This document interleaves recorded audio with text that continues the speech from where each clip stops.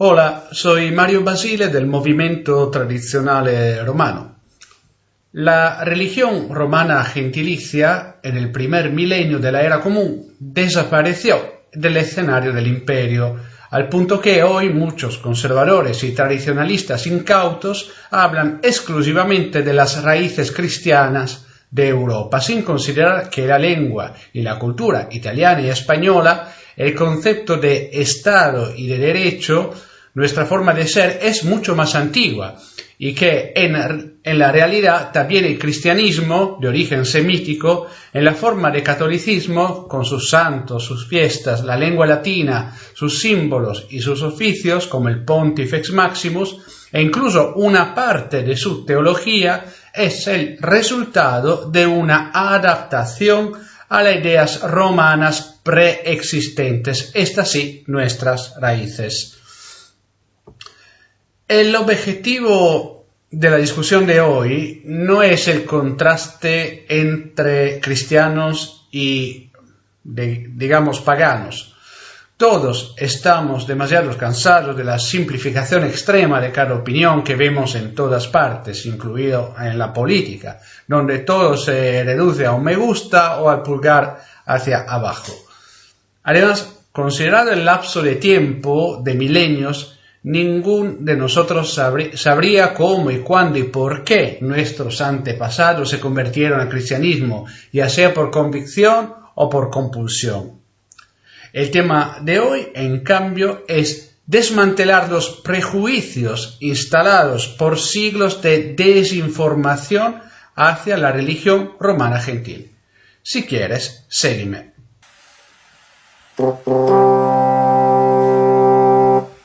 La narrativa histórica de origen cristiano hace una gran injusticia a la religión gentilicia romana. Y si bien muchos temas se corrigieron o por lo menos se cubrieron por un lastimoso velo de silencio, ver por ejemplo las discusiones sobre si las mujeres tenían el alma o no, o ver la caza de brujas, ver las relaciones carnales con el diablo, ver también la relación con la ciencia. Recuérdense que Galileo Galilei fue rehabilitado por la Iglesia Católica recién en el 1992. Bueno, la narrativa cristiana sobre los romanos paganos sigue sin ataduras y un conjunto de tonterías, permítanme el término, todavía se enseñan hoy en las escuelas o en todo caso son presentes a través de estereotipos. Veamos algunos ejemplos rápido. Los romanos son a menudo descritos como el pueblo de orgías desenfrenadas sin ningún sentido moral, ético o religioso. Sin embargo, fueron considerados la gente más religiosa de la antigüedad. Los romanos torturaron a los pobres cristianos mandándolos a los leones. Bueno, no fue exactamente así. Hay que reducir el número de mártires. Los romanos no hacían guerras de religión.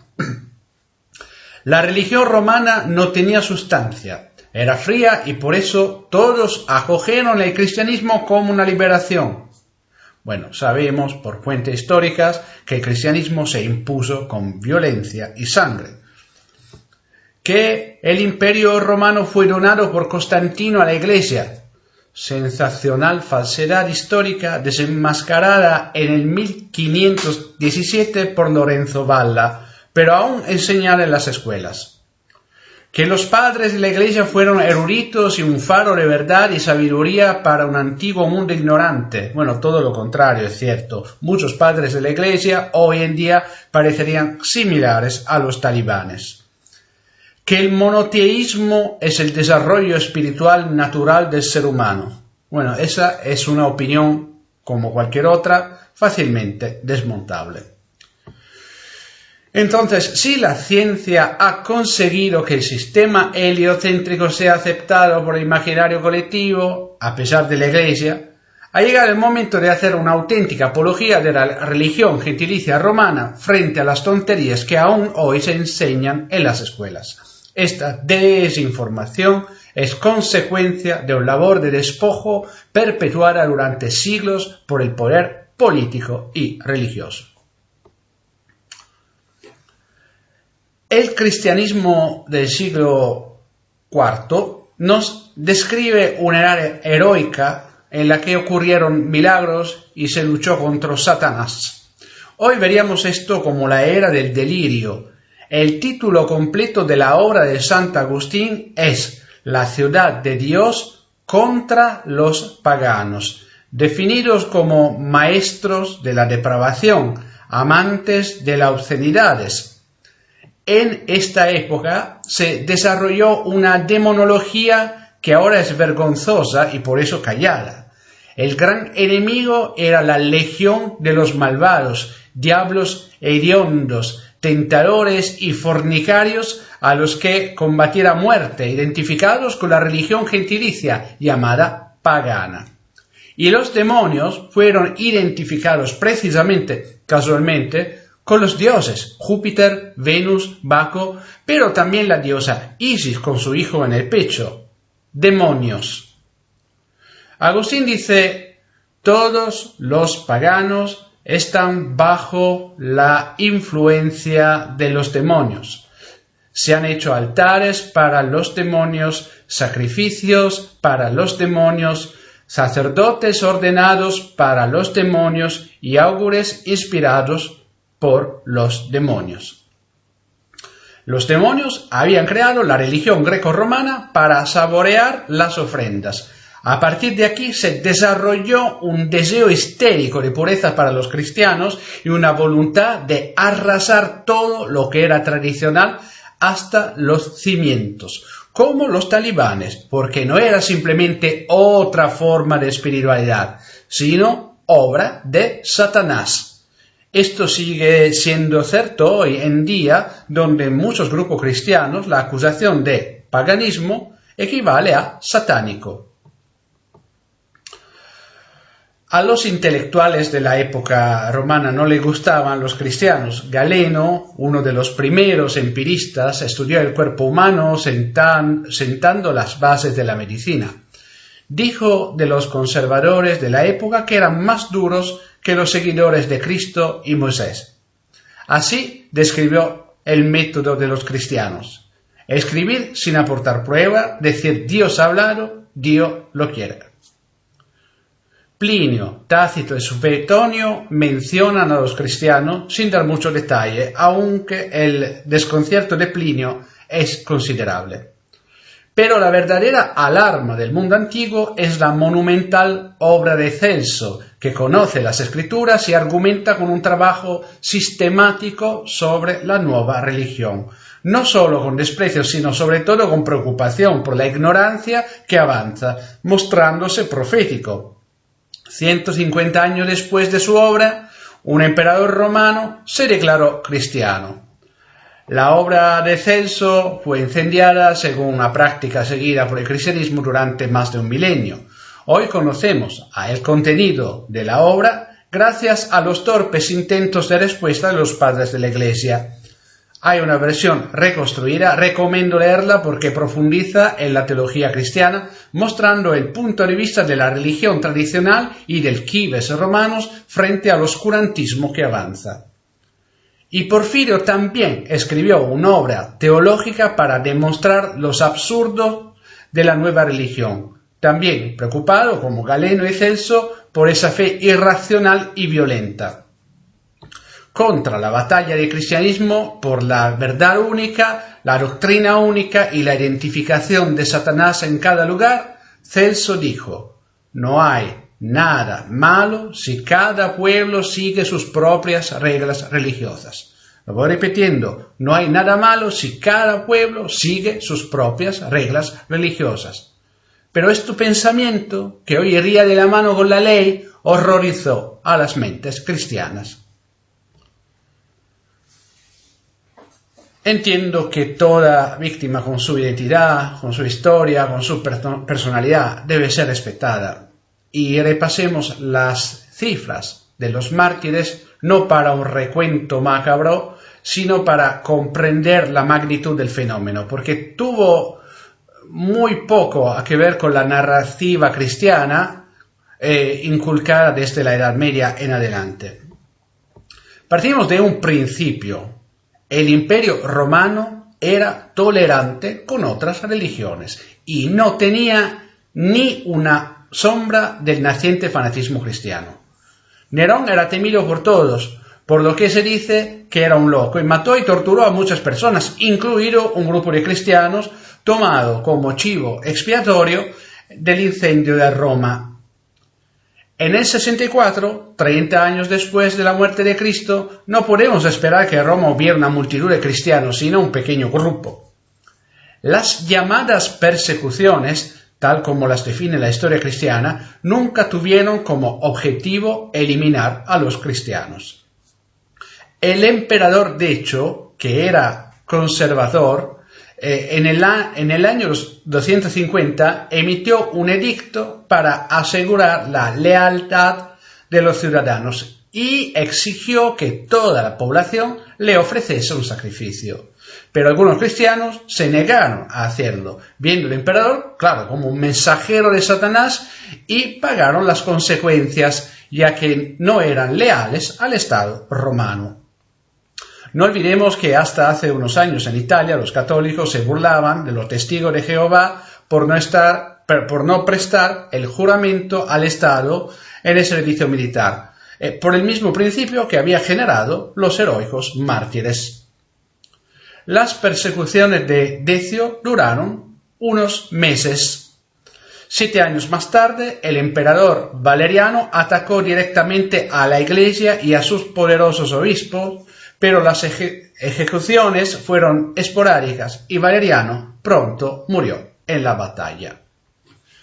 Bajo el emperador Diocleciano, el choque con los cristianos era ahora una cuestión de poder, y de hecho, pocas décadas después, Constantino vio la conveniencia de declararse cristiano.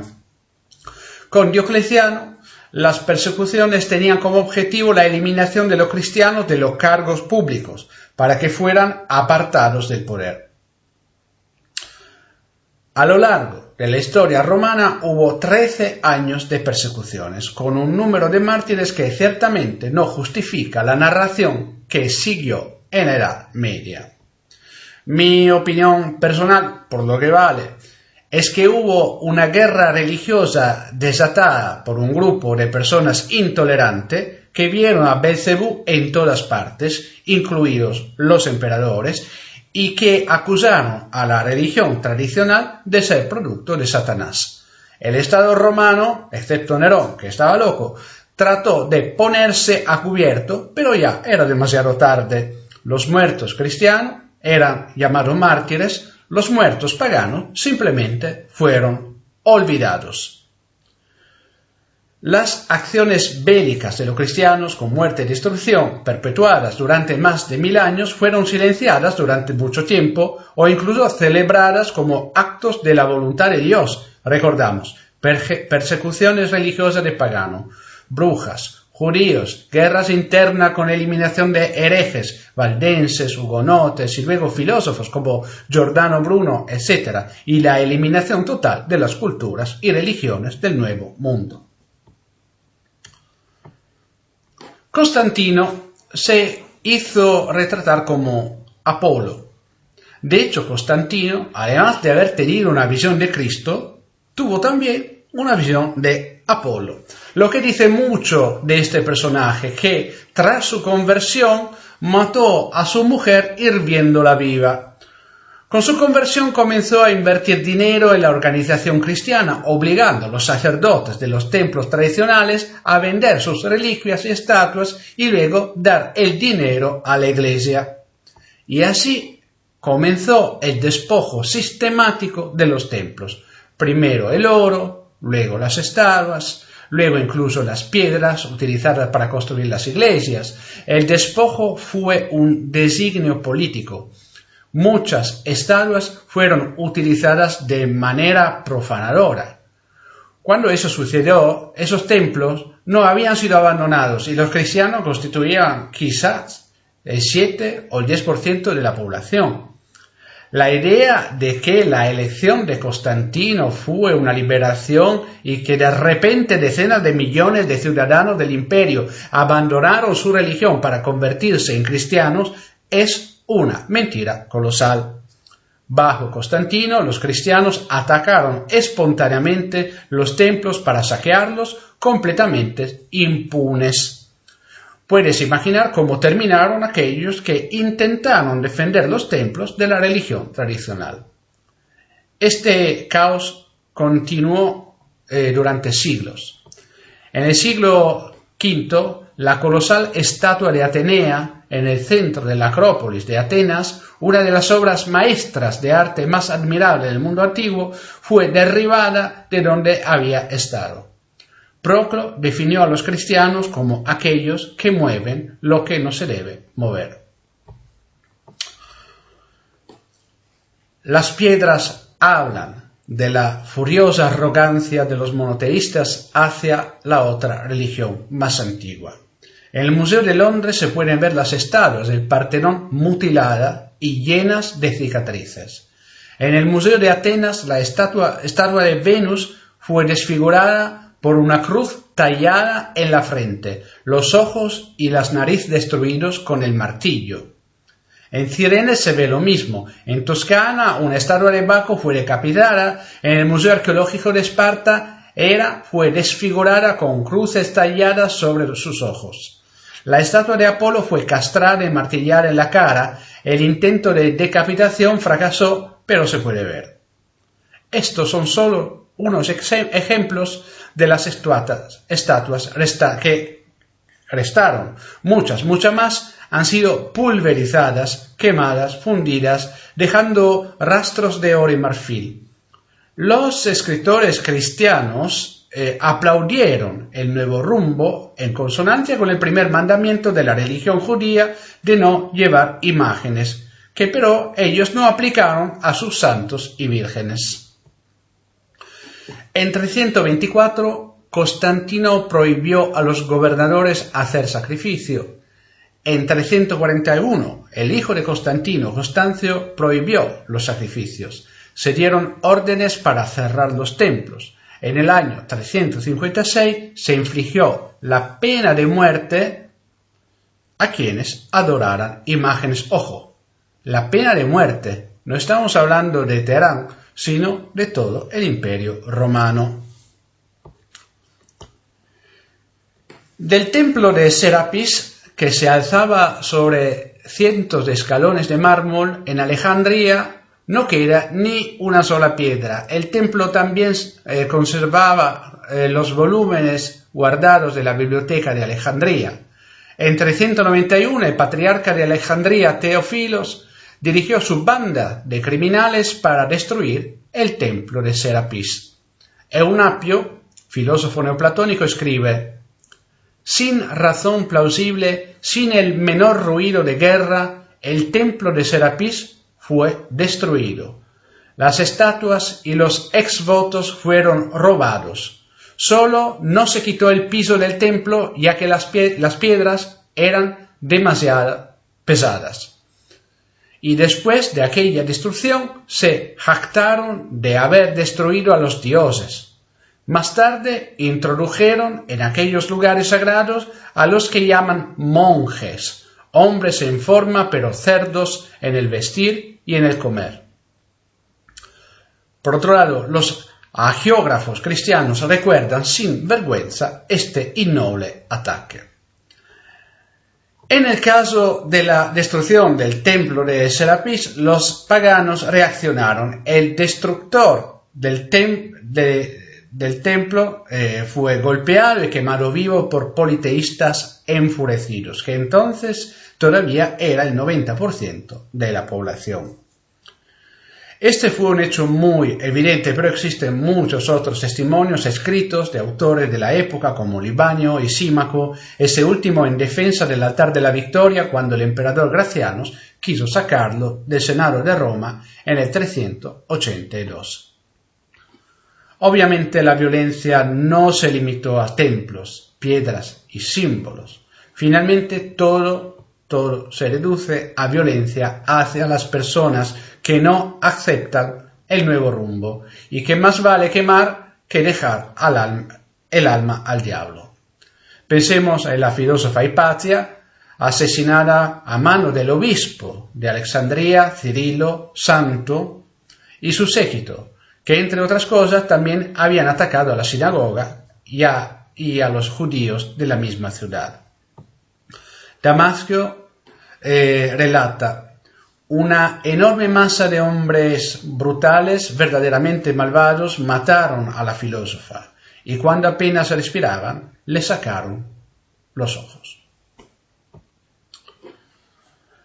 Otro mito a desmentir es aquel según el cual el cristianismo era un baluarte de la cultura gracias a los escribas que copiaban pergaminos preciosos y los guardaban en grandes bibliotecas. Esto es cierto, pero tenemos que evaluarlo en el contexto general. Desde el principio, el mundo clásico fue juzgado como corrupto y malvado. Empecemos por el declarado desprecio cristiano por las tragedias y las comedias. Los actores fueron tratados como si fueran prostitutas. Estas últimas obviamente condenadas por los prelados intolerantes. Pero incluso obras como la Ilíada y la Eneida y la Odisea fueron consideradas una concentración de idolatría, blasfemia, lujuria, sin mencionar las obras de filósofos como Pitágoras. Agustín describe la filosofía pagana como una locura, madre de males y enfermedades. Hablemos de números. En el siglo III, en Roma, había 28 bibliotecas públicas y muchas privadas. A finales del siglo IV, Ammianus Marcellinus dice que las bibliotecas ahora son como tumbas, permanentemente cerradas, y describe las persecuciones y la quema de libros en Antioquía.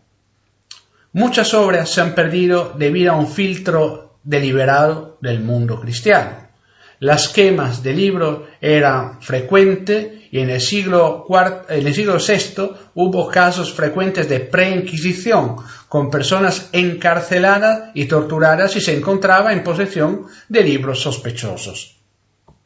Los amanuenses reciclaban los costosos pergaminos alisando los viejos textos de Ovidio, de Plinio, de Plauto, Cicerón, Séneca, Livio, Lucano para copiar sus Biblias. Al final se cree que sobrevivió el 1% de los textos del mundo latino. Y claro, el cristianismo hizo de verdad un buen trabajo. Claramente, a profesar la religión gentilicia romana se arriesgaba la vida, ya vimos. Definitivamente desde el 356, Edicto de Constancia, hasta por lo menos al 1600, cuando Giordano Bruno fue quemado en la hoguera por no reconocer a la Trinidad. Recordemos que recién en el siglo XIX fueron toleradas otras religiones en España y el Estado se volvió laico solamente con la Constitución del 1975. En Italia lo mismo, tenemos que esperar hasta el 1848 cuando el rey Carlos Alberto sancionó la libertad de culto, pero no para todos, para valdenses y judíos. Sin embargo, algunos lo intentaron. En el siglo XV, Pomponio Leto celebró la Navidad de Roma en su Academia Romana e intentó restaurar el pontificado, pero el Papa Pablo II disolvió la Academia y persiguió a sus participantes. Entre los siglos XIX y XX, Giacomo Boni, arqueólogo senador del Reino de Italia, hizo varios intentos de restaurar la religión gentilicia romana. El primer manifiesto pagano fue escrito por Arturo Reghini en el 1914. Posteriormente hubo una colaboración con Giulio Evola.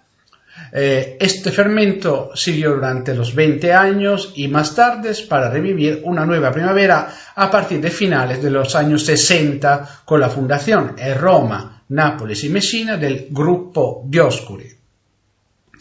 En los años 70 y 80 hubo un gran fermento ideológico en Italia y de este caldero a mediados de los 80 Salvatore Ruta, Renato Del Ponte y Roberto Incardona concibieron el movimiento tradicional romano como un movimiento apolítico dedicado al resurgimiento de la religión gentilicia romana.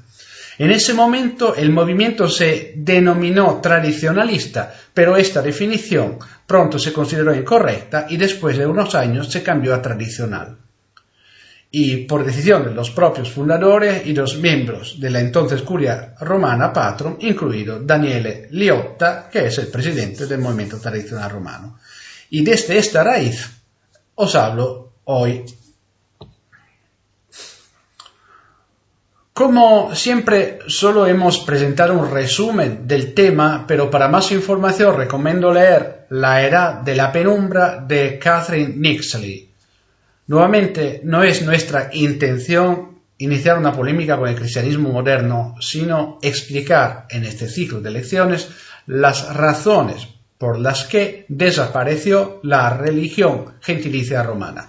El politeísmo romano fue borrado violentamente y aún sentimos la influencia de la narrativa histórica filtrada y distorsionada por lo que vencieron, es decir, por los que identificaron Roma, sus tradiciones, sus oficios con el diablo, Satanás y la perdición. La nuestra, por tanto, es una sentida defensa de la religión gentilicia romana frente a la nueva que avanzaba y que, prometiendo salvación, en realidad trajo destrucción. Así que pensemos en ellos cuando hablemos de nuestras raíces. Aquí termina esta serie de lecciones sobre la religión gentilicia romana. Agradezco a la redacción que me ha ayudado hasta aquí, a Ítalo, a Paolo, a Daniele. Y bueno, si os gusta el canal podéis inscribiros, seguiremos con vídeos también en la habla española. Muchas gracias por seguirnos. Vale bene, en pace deorum.